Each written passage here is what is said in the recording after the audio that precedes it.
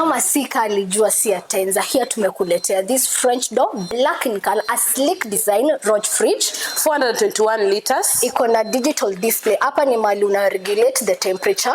Iko na 2 energy star rate, kumaanisha wewe na watu wa Kenya Power ampatani, na pia iko na consumption 180 kilowatts per hour per year, and it goes for only 95,000 Kenyan shillings. So let us dive in.